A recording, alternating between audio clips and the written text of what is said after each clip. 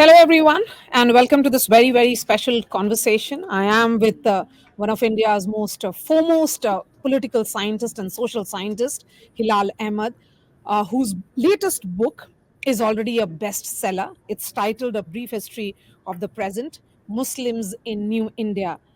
Uh, it's not about blame game. It's not about seeing Muslims in New India as victims. It's about seeing them struggle and also seeing them succeed. Hilal, you're talking about New India. So in many ways, it's an acknowledgement that it's New India and new engagement. Yeah, usually people take New India as a metaphor, which is as if it is a slogan or a jumla. But I think it is more than that. And our policy discourse has changed quite significantly in last few years. So New India is not merely a slogan; it is actually a policy paradigm and a way of thinking about India as a whole. So, in many sense, it is a new idea of India, which is practiced by the political class as a whole, and Hmm. therefore it is very important to contextualize it. So, this is what I have done in the book. When I say New India, obviously, New India is associated with Prime Minister Narendra Modi's initiative, and he was the first person who started saying that.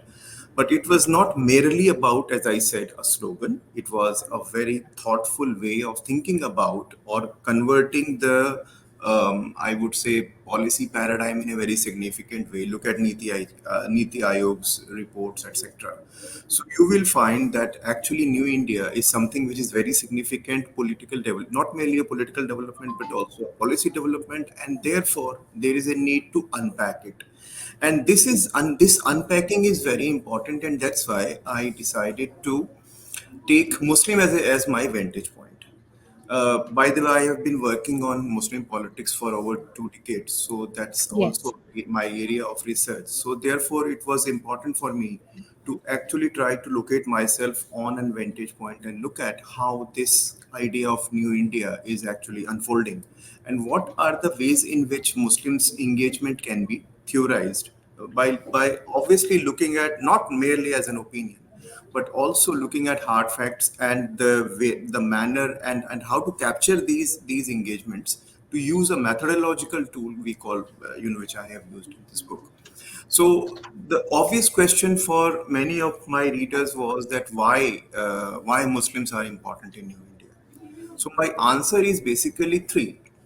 First of all, that Hindutva for the success of Hindutva politics is very important to refer time and again to Muslims, because Yes. Muslims are not merely other, but they are the most important reference point for them to actually nurture, protect the constituency which they have created over the years. That's one. Secondly, and most importantly, is the strange silence of the non-BJP parties, because the Hmm. non-BJP parties did not take Muslim as a legitimate category of political intervention, Hmm. and that makes this idea very, very important and powerful. That we Hmm. need to understand why they are silent and why they have tacitly accepted the manner in which the idea of such as secularism and inclusiveness were replaced by something called New India. So that's the second thing. And third most important point was that it is very easy to say that everything has gone for Muslims, and it is also very easy to say that sab kuch bhala hai, sab kuch changa hai. But reality lies between these two. So the Yes. gray areas are actually important, and that's the reason why I decided to pay close attention to the idea of New India and its impact and engagement of Muslims with it. Hilal, you say and you write in this book that history of the present is perhaps a provocative title, especially when it is employed in the relations to Muslims of India. It is well known fact that Islam is the second largest Indian religion and Muslims constitute 14%. But you have also very interestingly defined these community of believers.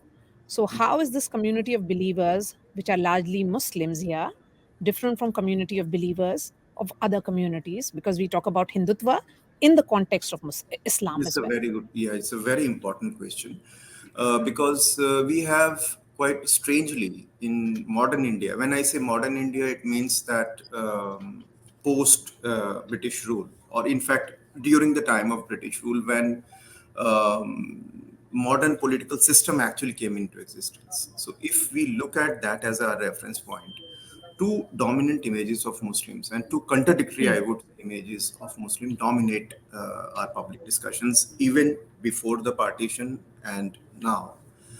The one image, which is that of a ruling class, Muslim identity is used as if that all of them were the ruler of this country. They came from somewhere. They ruled this country for many years, and then the British came and replaced them, and that's why it is a trauma of a ruling class. So that's one dominant image, and that's why on page 3 of all well-known newspapers you find Muslim cuisines, Muslim culture, Muslim dress, etc. That's one dominant imagination, which is in fact used by Hindutva very, very intelligently when they argue that actually they were the rulers, they destroyed temples, they came from outside, etc. So that's one sort of thing. The second image is equally puzzling, that Muslims were seen most backward, most poor, and they are the people who actually backward looking and things like that. So all debate on Muslim living conditions, their educational backwardness, etc. And time and again we keep referring to the report constituted by Prime Minister Manmohan Singh, such a commission report. It says Yes. that Muslims are actually backward. So these two very conflicting images actually dominate our public discussion, and most of the time we do not try to actually navigate our thinking through these. We try to stick to one or two. And many serious political observers, in fact, many serious intellectuals, did not resolve this question.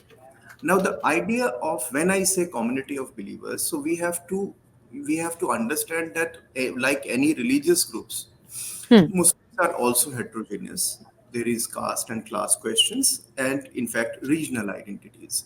And even if I would say that religious identity, no, all Muslims do not follow Islam in only one single way. There are That's multiple right. ways Islam is practiced.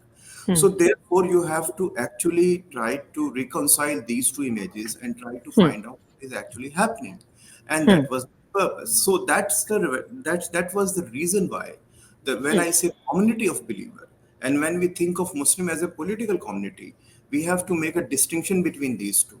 When these ideas coming to us, meaning Muslim as a ruling class and Muslim as the most backward, these are the ideas which are actually given to us when we think of Muslim as a political community.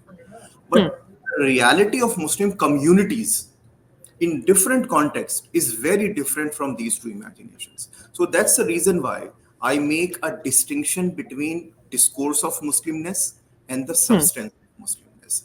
So the discourse of Muslimness will force us to actually only look at to these two images, and the substance of Muslimness will force us to look at the grassroots, everydayness, and the manner in which people engage with each other, including the politicians. So then, in that case, you have used these phrases like Muslimness, Muslimism. How is this different from Islamism? And is Muslimness related to Indianness? Yes, it is, when because obviously I'm a researcher, and it is very important for every researcher to contextualize his own research. And that's why when I say Muslimness, my focus is entirely on the Indian side of it. So I'm talking about Indian Muslims, one. Second is that, Islam is, that's why in one of the chapters of the book, I make a distinction between Islamophobia and Muslim politicophobia. Why? Yes. What is that? Islamophobia is actually a global concept. It is coming from the West. The West, where Muslim migrant came, settled, and it is a very recent phenomenon. But in Indian case, this is not applicable directly, because here we have Islam is not a new religion. It has been there for many centuries, and it has evolved itself in variety of ways. So therefore, Indian Islam is very different.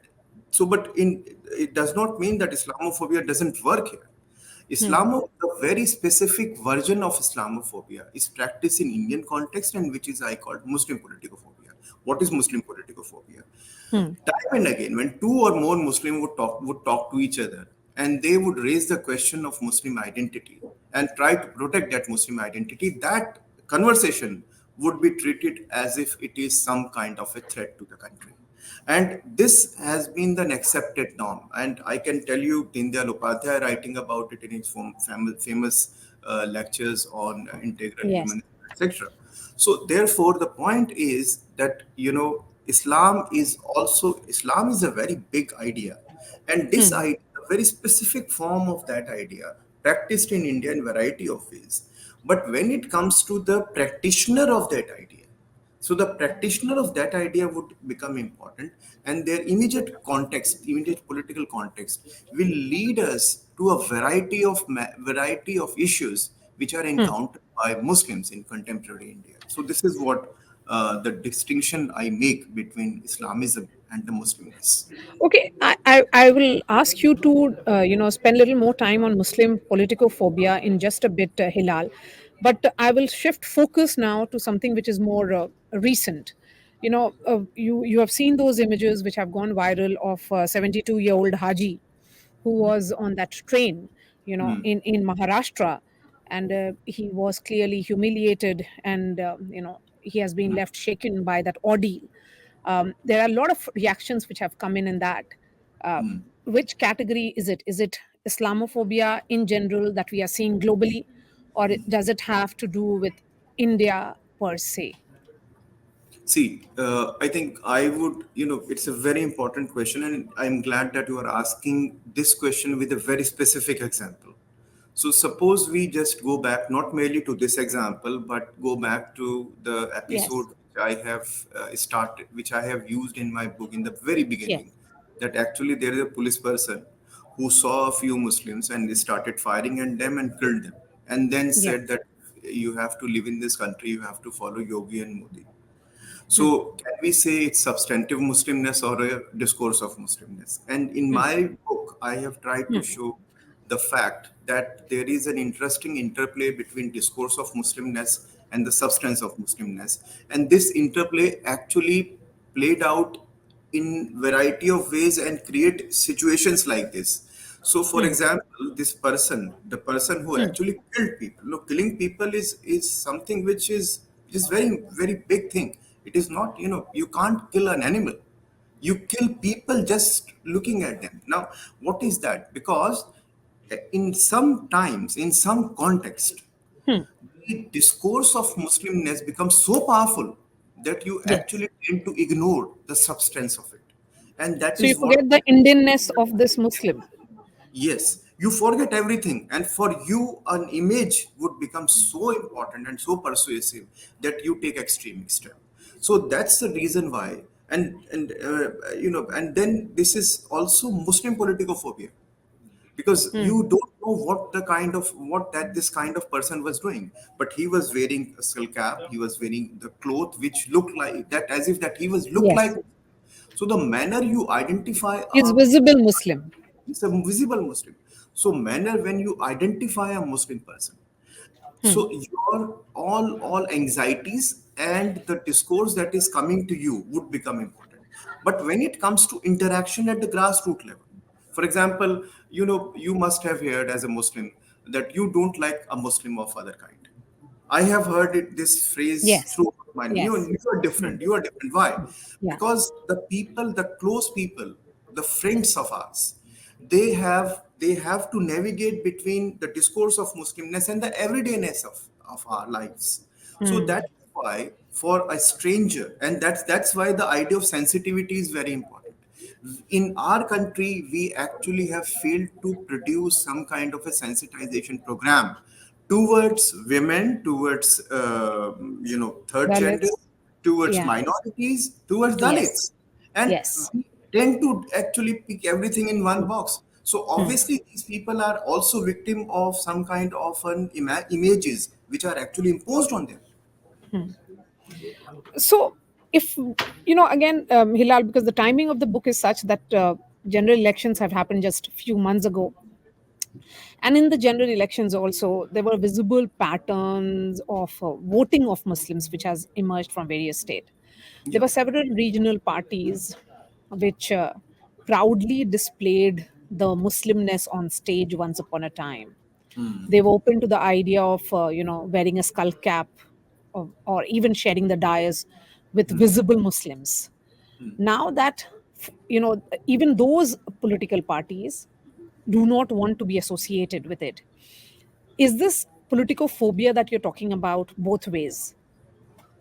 I think it, because if we just expand this a bit and try to look at the, coming back to the first answer which I offered, the idea of New India, because in one of the chapters of the book, I have tried to explain that there's something called political narratives, Yes. and we use it without theorizing it. Political Yes. narrative is an important thing. Political narrative, or the dominant narrative of politics, is something which is shared by the entire political class in different ways.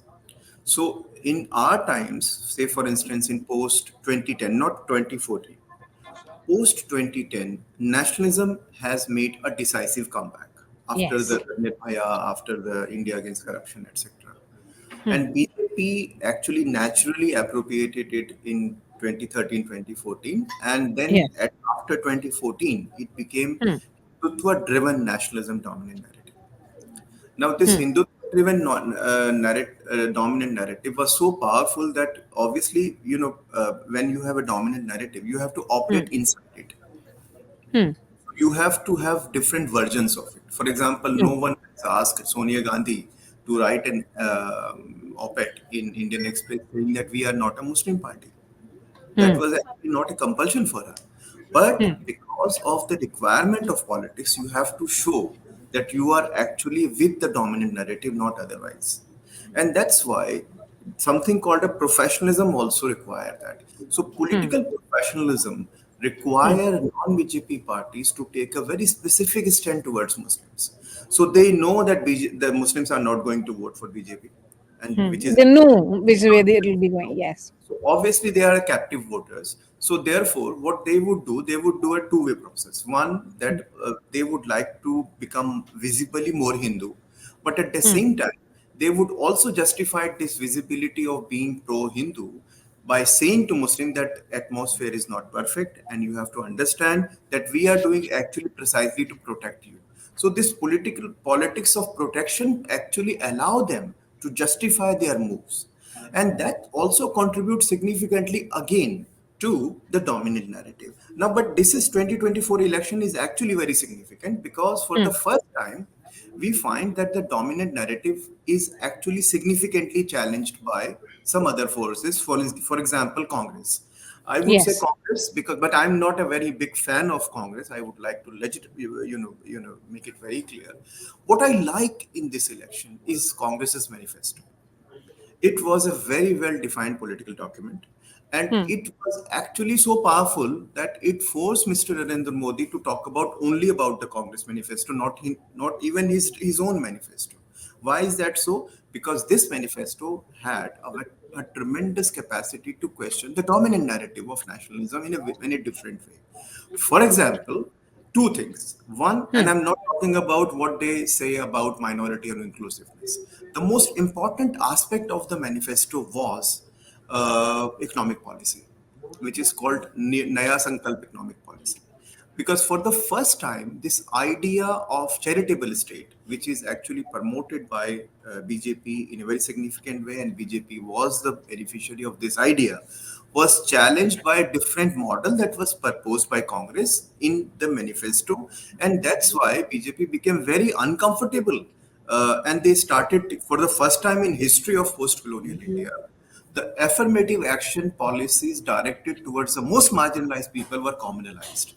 That is something which is new. When Hmm. Prime Minister said that your reservation will be taken away and given to Muslim, this is actually the first time. Then Hindu Muslim question is played out affirmative action.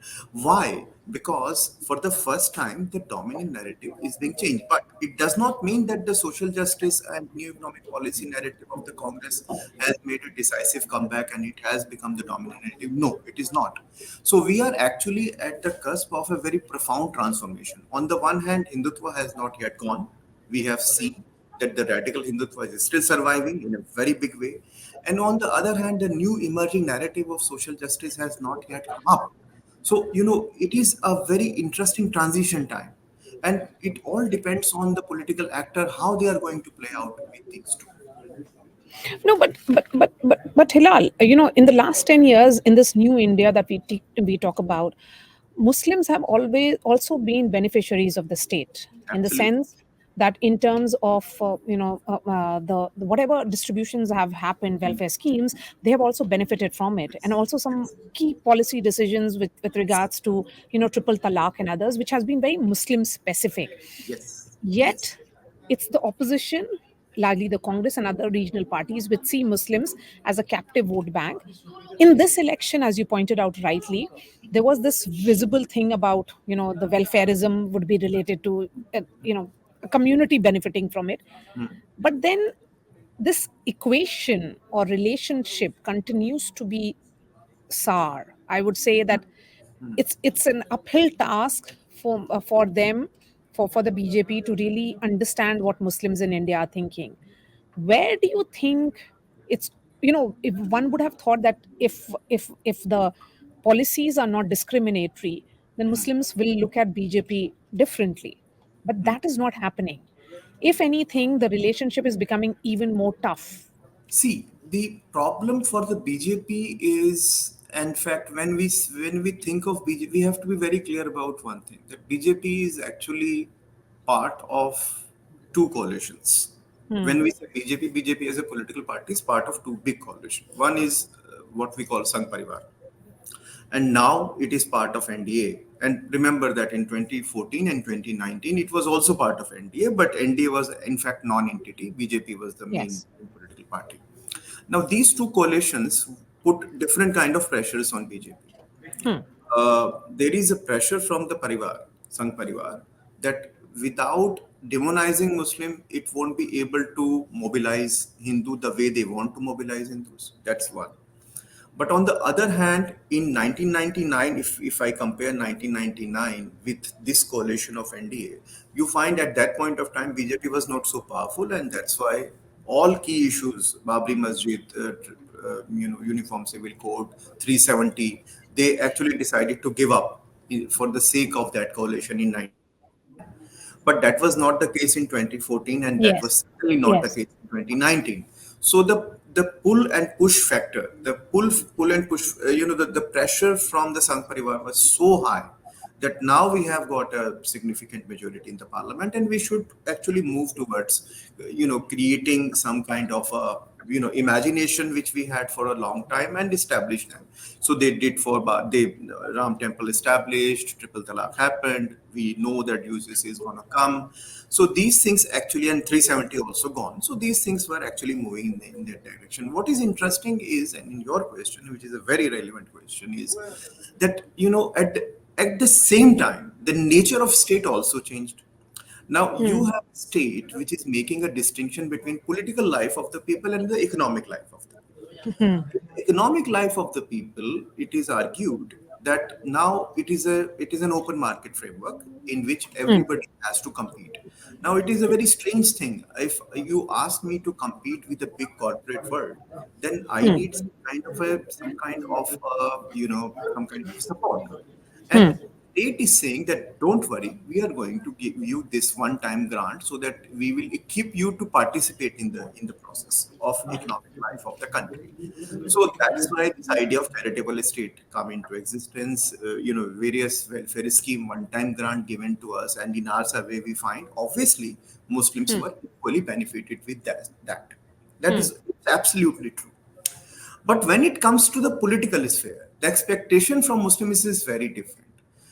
For the BJP, if BJP would actually start doing the things which Congress used to do, and so their own constituency of Hindutva will get disintegrated.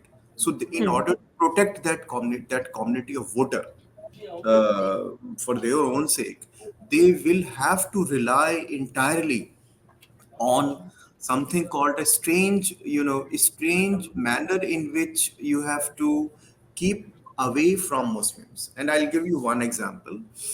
Before the election, I think in September last year, Prime Minister Modi spoke about Pasmanda Muslims. And Pasmanda, yes. Pasmanda Muslim, and Hmm. he spoke virtually every political party or every community of Pasmanda groups in Bihar. Hmm? Yes. But see, the moment the election campaign started, and Hmm. this was a flavor of Ram Temple, etc. No one, everyone stopped talking about Pasmanda and Muslim backwardness, etc. So, and then when the first phase of voting happened, after that we find that there was a radical move to Yes. mobilize the core voter of BJP. Now, Hindus, yes. the influence of then you have to keep a balance between. So BJP as a political party wanted to keep a balance between these two. They would like Muslim to survive to some extent at the very bottom level of society, but at the same time they would like some kind of a anti-Muslim discourse Engagement. to survive so that Hmm. their own constituency of voter can be protected. So that's the reason why they are moving in that direction. Now what is problematic about the non-BJP party is that they also have accepted the same framework. They still feel that they also need Hindu vote. Now, if now that is their weakness. If I tell you that we have been doing this survey asking the same question, do you think India belongs only to Hindus? 90% of Hindu would say no, India belongs to all.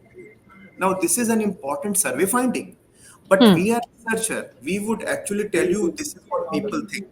But it is up to the political class and especially the non-BJP party to construct a new imagination of politics and produce a new package so that people from all kind of society can come and see that these are issues which actually attract me in this package. That package is missing. Congress tried something, very intelligently in this time, and if they continue to, do so, I think the dominant narrative will change. This is my expectation. My last question to you. From Siyasi Muslims to Muslims in New India, is this the same journey that Muslims have taken in their lives within the country? And how is new, and are we seeing New India as a Hindu Rashtra? No, never. New India is not a Hindu Rashtra. India cannot be. By the way, Rashtra is a cultural concept. Hmm. And if people say that India is a Hindu Rashtra culturally, I think they are mistaken because India is made up of different elements. And Hmm. these elements cannot be actually reduced only to one kind of religion. In fact, if you ask me that who am I would say I'm Indian. So this idea of India, and Yes. that's one of the most important question which actually Yes. all political actors, observers, and intellectuals they must ask themselves: Is it India? Because obviously Hindus are the majority; they are the majority, and we cannot. We all are some way or the other part and parcel of the culture which is inextricably linked to Hinduism. But at the same time, we cannot say that the other identities or the other identity attributes are insignificant. So obviously, India is a combination of different things which is unique in itself, and that's why that uniqueness need to be defined. We do not take, our politicians are intellectually weak, so including BJP politicians. So they have, by the way, it was Mohan Bhagwat, surprisingly, Sangh's head, who Hmm. delivered 3 lectures to define what Hindutva is and what is the place of Muslim in it. No BJP politicians Hmm. actually do not have any sort of a courage to actually think about what the placing of Muslim in the party is. So it Hmm. makes sense because Mohan Bhagwat is certainly aware of the fact that in order to survive as a or cultural political organization whatsoever RSS has, they have to say something about Muslims. But this is not the case with non-BJP parties and the entire political class as well, and that's why I would say that there is a need to have some kind of a principled position of Muslim identity in India by the political class. If we don't have it, the two dominant images which I underlined, Muslim as the ruling class of the past, and the Muslim are the most backward and most Yeah. poor, this will continue to survive. So, in fact, Muslims are there somewhere in between. That's very Absolutely. well put. Thank you so much for your time here, Hilal. Pleasure speaking to you, and congratulations on your book already becoming a bestseller. Thank you. Thank you, Maria. Thank you very much. Thanks. Thank you. Thank you.